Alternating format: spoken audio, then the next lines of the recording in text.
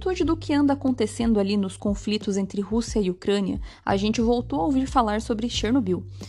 E o que a gente tem visto recentemente é justamente as questões polêmicas a respeito de acesso de tropas em regiões que são consideradas zonas de exclusão em virtude dos altos níveis de contaminação, né, de radioatividade, radiação e tudo mais.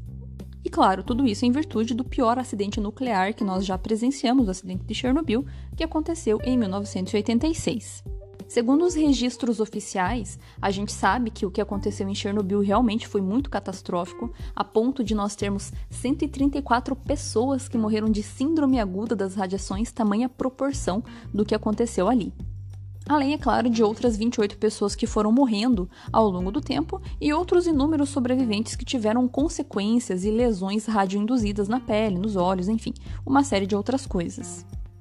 Mas a gente sabe também que Chernobyl não foi a única tragédia que tem relação com radiação. Em contraste a isso, a gente teve o evento de Nagasaki e Hiroshima, a detonação da bomba atômica em cima dessas duas cidades, que também teve consequências catastróficas. A detonação dessas bombas atômicas em 1945 vitimou cerca de 110 mil pessoas. E tem estudos que correlacionam que ainda existe um número maior de vítimas em virtude dos efeitos tardios que a radiação pode trazer. Mas, além disso, o que é muito curioso de se analisar tanto em Chernobyl quanto no caso de Nagasaki e Hiroshima, e que inclusive é justamente o tema desse episódio, é por que é que, ambos sendo palco de catástrofes nucleares, Chernobyl ainda é um local inabitável, enquanto que Nagasaki e Hiroshima são regiões perfeitamente habitáveis e que, inclusive, atualmente é normal, não tem nenhum tipo de resquício. O que diferencia uma coisa da outra? É justamente isso que eu vou falar aqui no podcast para vocês hoje.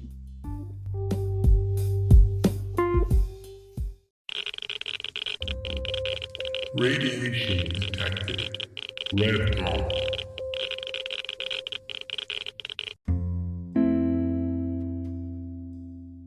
Olá, meus irradiados! Como vocês estão? Aqui quem fala é a Paola, e no episódio de hoje eu vou falar sobre por que a gente pode morar em Nagasaki e Hiroshima, mas em Chernobyl não, já que os dois foram palco de eventos nucleares catastróficos. O que diferencia poder morar em um e não em outro? Mas antes de eu falar disso, eu gostaria de dar boas-vindas a todos os novos ouvintes que eu sei que estão me seguindo.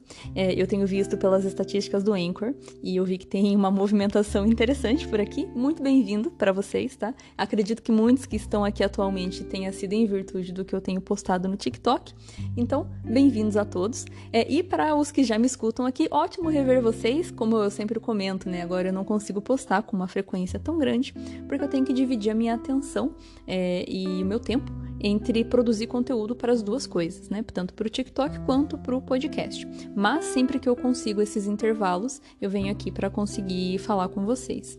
Eu gostaria muito que meu podcast fosse agora mais direcionado a conversas com profissionais de outras áreas, dentro do escopo, claro, né? Da escopo de radiação, para que enriquecesse ainda mais. Só que, nossa, é tão complicado juntar duas pessoas ao mesmo tempo para falar sobre um negócio que é muito difícil de executar isso.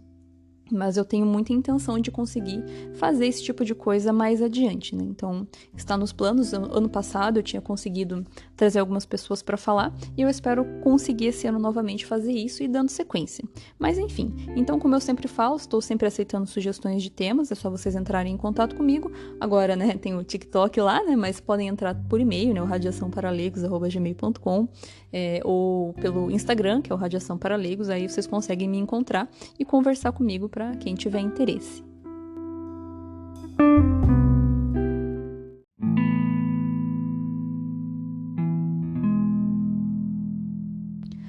Bom, e vamos à pergunta, né, então, ou melhor, a resposta da pergunta, né, por que é que dá para morar em um lugar e não dá para morar em outro?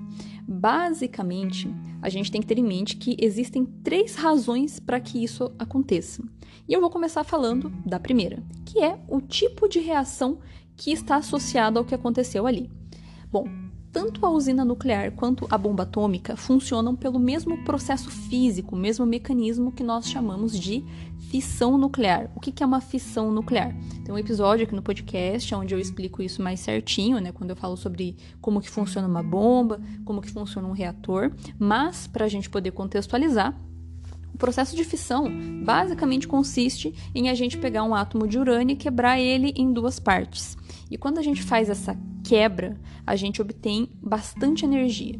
Então, esse mecanismo de fissão, ele vai ser utilizado tanto no reator nuclear quanto na bomba atômica. É exatamente a mesma lógica.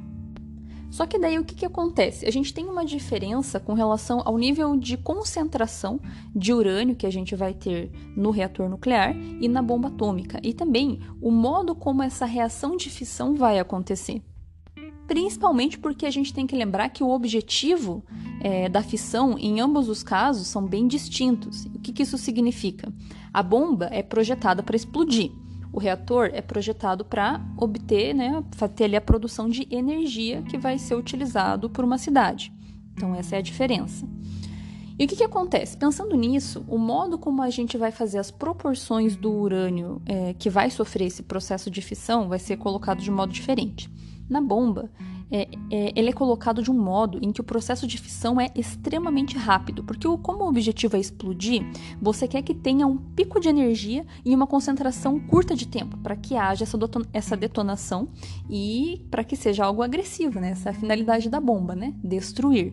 Então, para que você consiga ter esse poder destrutivo, você tem que fazer uma super explosão instantânea, né? Entre aspas, né? Tem que ser rápido para conseguir ter esse efeito.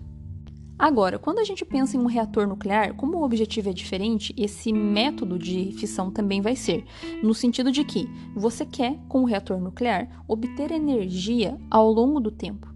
Então, você não quer que o urânio seja fissionado todo de uma vez. Você quer que ele vá sendo fissionado aos pouquinhos para você ir conseguindo captar essa energia que ele está liberando e conseguir armazenar e processar e distribuir e assim por diante. Então, você deseja obter um processo de fissão lento. Então, existe essa diferença. Dada essa condição, a gente consegue, portanto, entender esse primeiro ponto, que é o seguinte. Nesses mecanismos de fissão rápido, como acontece com a bomba atômica, a gente vai ter uma liberação de energia muito rápida e o resto que sobra dessa quebra de urânio, ou seja, desse processo de fissão, acaba resultando em elementos radioativos que são dissipados ali durante a detonação, só que esses elementos radioativos, eles têm um tempo de meia-vida curta, ou seja, eles são radioativos, mas eles deixam de ser radioativos rapidamente, porque é um mecanismo muito acelerado que acontece ali durante essa detonação. Enquanto que, quando você tem um processo de cadeia lenta, como é o que aconteceu em Chernobyl, por ser um reator nuclear, o resquício dessa fissão acaba sendo muito mais tóxico, porque são elementos que são residuais, que estão ali, que possuem um tempo de meia-vida mais longo, não são tão instáveis como os que aparecem numa detonação de bomba atômica. Então, dado que eles são mais tóxicos, se eles extravasam no ambiente, como aconteceu em Chernobyl, e impregnam na região, eles ficam sendo radioativos por muito tempo. Então tem que esperar, né? Isso não tem como a gente controlar isso, né? Uma vez que um elemento é radioativo, não tem o que fazer, tem que esperar ele deixar de ser. Não tem como corrigir isso, né? Então, esse é o primeiro ponto.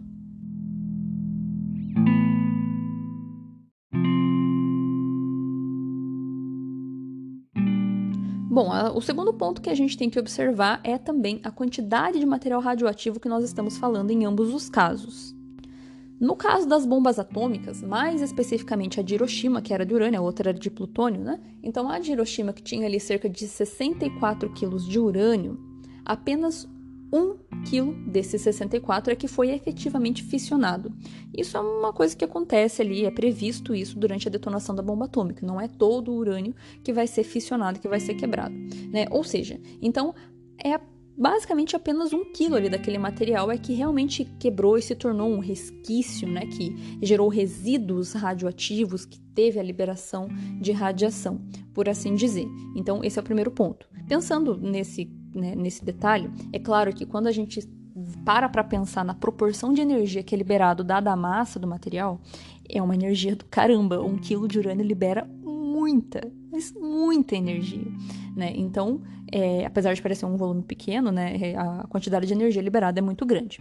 Mas, fazendo essa comparação, quando a gente para olhar Chernobyl, por exemplo, O reator nuclear, ele é feito, novamente pontuando, para ter uma reação de cadeia lenta. Então, tem um volume muito grande de material no seu interior. Em Chernobyl, tinha cerca de, nem sei quantas toneladas tinha, mas tinha mais de 1 tonelada de urânio lá dentro. Então, olhem a proporção do que a gente está falando, né? 1 quilo contra 1 tonelada de material. E o que isso significa? Dado que é um processo de reação de fissão controlável, provavelmente, né, boa parte do urânio que estava lá dentro, que já foi fissionado, já tinha virado um monte de resquício radioativo, que foi justamente o que se observou nesse acidente, né? Concentrações de iodo 131, de estrôncio, de césio, que são justamente os restos de fissão. Então, dado esse volume de urânio que tinha lá dentro, o que sobra, né, e o que extravasou, com certeza é muito maior se comparado com o da bomba atômica.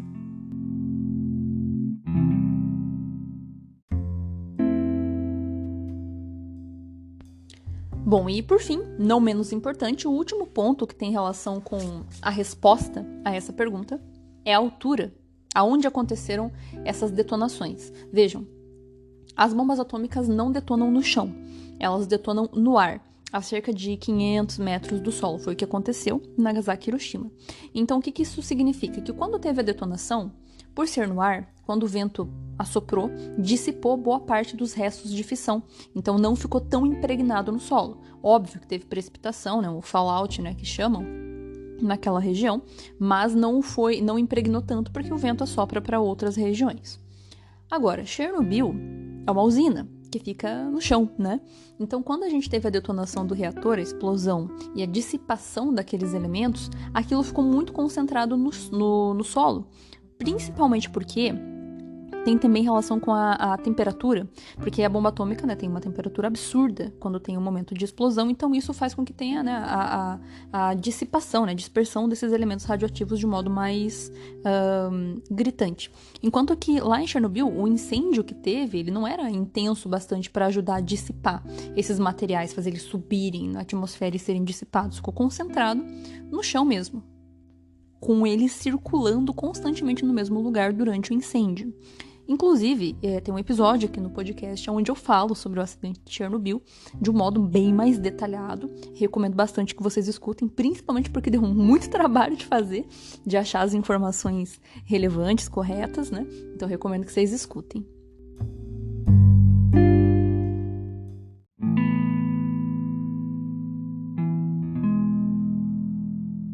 Nós podemos concluir, portanto, que, basicamente, a resposta do porquê que Chernobyl não é uma região habitável, enquanto que Nagasaki e Hiroshima são, consistem nesses 3 fatores que eu mencionei para vocês, né? O tipo de reação de fissão envolvendo cada um dos eventos, a quantidade de material radioativo, que estava também presente, né? E a altura de detonação. Basicamente foi isso. Inclusive, pelo que os relatos falam pra gente, diz que Chernobyl liberou 100 vezes mais radiação no ambiente do que as bombas de Nagasaki e Hiroshima. Então, ainda menos pior que ficou concentrado apenas naquela região.